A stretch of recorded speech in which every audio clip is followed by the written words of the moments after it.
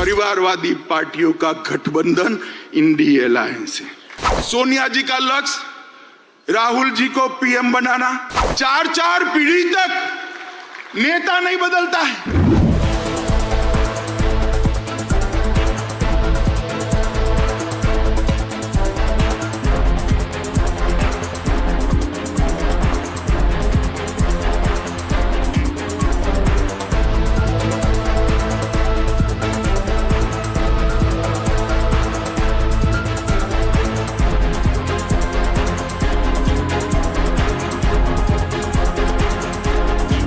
महाभारत के युद्ध में जैसे पांडव और कौरव के खेमे पड़े थे, इसी तरह चुनाव के पहले 2 खेमे पड़े हैं। एक खेमा है मोदी जी के नेतृत्व में, बीजेपी के नेतृत्व में एनडीए का गठबंधन, और दूसरा है कांग्रेस के नेतृत्व में सारी परिवारवादी पार्टियों का इंडी अलायंस।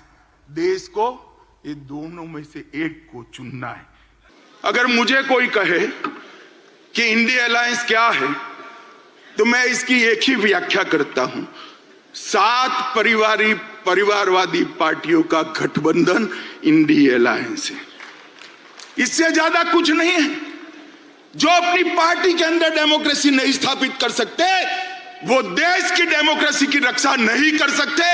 सोनिया जी का लक्ष्य राहुल जी को पीएम बनाना, पवार साहब का लक्ष्य बेटी को सीएम बनाना, ममता दीदी का लक्ष्य भतीजे को सीएम बनाना, स्टालिन का लक्ष्य अपने बेटे को सीएम बनाना, लालू प्रसाद जी का लक्ष्य अपने बेटे को सीएम बनाना, उद्धव ठाकरे का लक्ष्य अपने बेटे को सीएम बनाना, और मुलायम सिंह जी बेटे को बनाकर ही गए।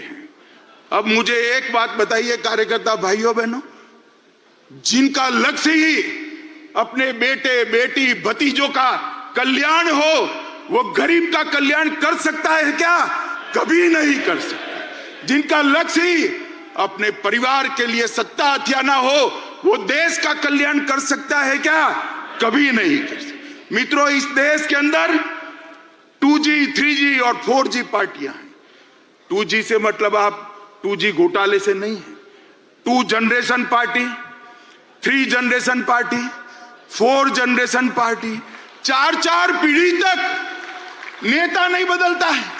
4 पीढ़ी तक नेता नहीं बदलता है। क्यों भाई? देश के किसी युवा में कौवत नहीं है? वो आगे नहीं बढ़ सकता? ना जी, वो नहीं बढ़ सकता। थोड़ा आगे बढ़ गया तो उसका हस्र कर देंगे।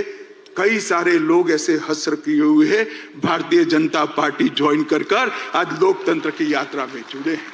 तेजस्विता का, परफॉर्मेंस का, विचार का, परिश्रम का और दृष्टि का वहां कोई महत्व नहीं है। वहां केवल और केवल आप कहां जन्मे, इसका महत्व है। अगर भारतीय जनता पार्टी परिवारवादी पार्टी होती तो एक चाय बेचने वाले का बेटा कभी प्रधानमंत्री नहीं बन सकता।